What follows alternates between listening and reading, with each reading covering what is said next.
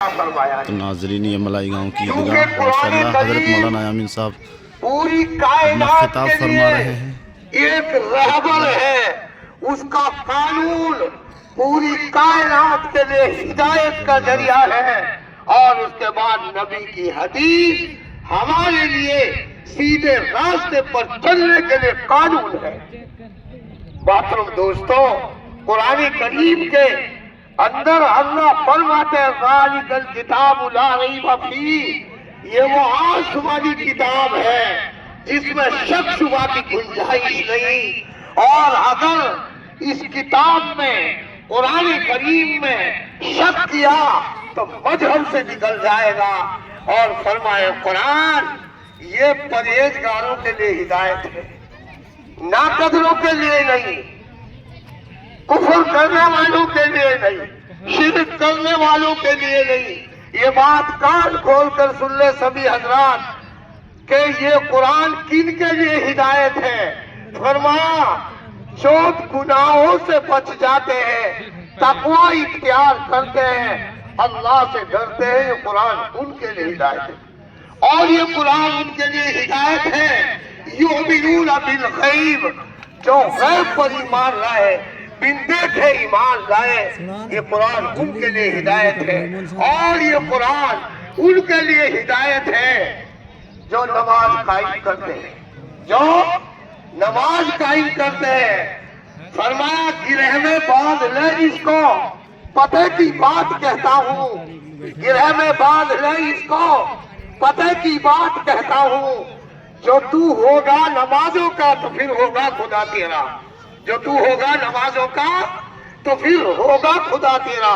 یہ قرآن ان کے لیے ہدایت ہے جو نماز قائم کرتے ہیں، اور یہ قرآن ان کے لیے ہدایت ہے وَمِمَّا رَزَقْنَاهُمْ يُنْفِقُونَ، جو اللہ کے راستے میں موقع کے اعتبار سے خرچ کرتے ہیں، بخل نہیں کرتے۔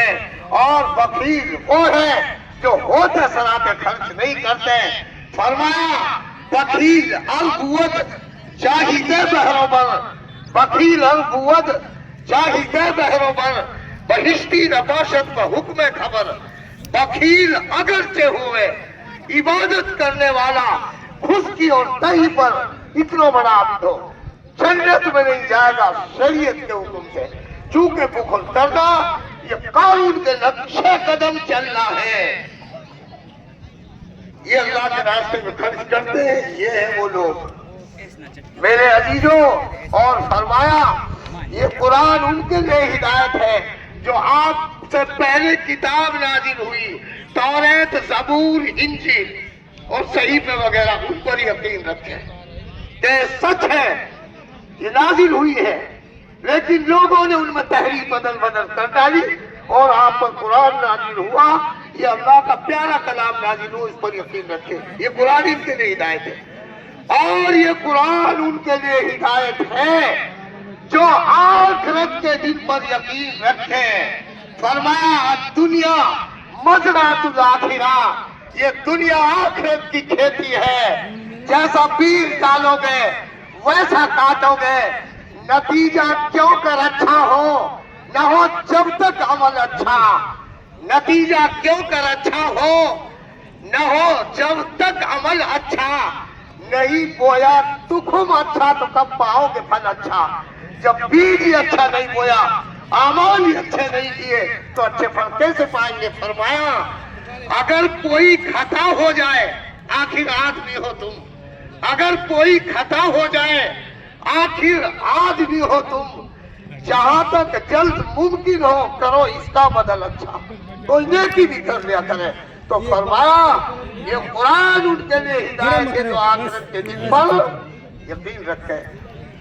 اور پھر ان کو خوشخبری سنائی اولئک علی ھدی من ربہم، یہی وہ لوگ ہیں جو ہدایت پر ہے اپنی رب کی طرف سے، وَأُولَئِکَ هُمُ الْمُفْلِحُونَ، اور یہ لوگ کامیاب ہیں۔ اس لیے میرے بھائیوں، عید کا دن ہے، اور عید کا معنی خوشی کے ہے۔ خوشی کیوں آئی اور خوشی کا دن کیوں قرار دیا؟ میرے عزیزوں، جب بھی کوئی किसी के यहाँ मजदूरी करता है, और करने का मकाम है। जब भी कोई किसी के यहाँ मजदूरी करता है और उसकी तनख्वाह मिलने का दिन आता है, इसकी हजारों सोच होती है, मुझे तनख्वाह मिलते ये करना है, वो करना है। कितना खुशी का दिन है।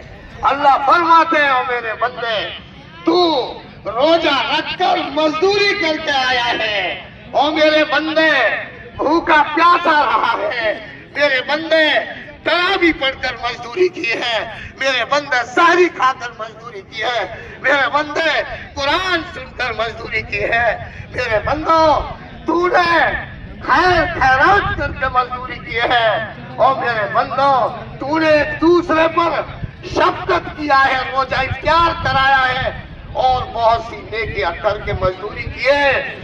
आओ ईदगाह की तरफ, आज तुम्हारी तनख्वाह मिलेगी। आओ ईदगाह की तरफ, जो किसी की मजदूरी नहीं रोक सकता, ऐसा परवरदिगार आलम तुम्हें बुला रहा है, इनाम के लिए बुला रहा है। तो इसलिए हम खुशी होकर ईदगाह की तरफ आते हैं और खुशी खुशी आकर अल्लाह से इनाम ले जाते हैं। क्या इनाम? अल्लाह फरमाते हैं, ओ मेरे बंदो, तुम मेरी मजदूरी करके आए, और मेरी मजदूरी ये कि मैं तुमसे राजी, तुम मुझसे राजी। मेरे बंदो, मैंने तुम्हारे गुनाहों पर कलम फेर दिया है और तुम्हारे लिए जन्नत को वाजिब कर दिया है और जहन्नुम से बरी कर दिया है। जाओ मेरे बंदे, अब मैं तुम्हारे रिज़्क़ में भी बरकत करूंगा, दारों कमेर में भी बरकत करूंगा, घरों में भी सुकून दूंगा, और तुम्हारे लिए हर तरह की सहूलियत पैदा करूंगा।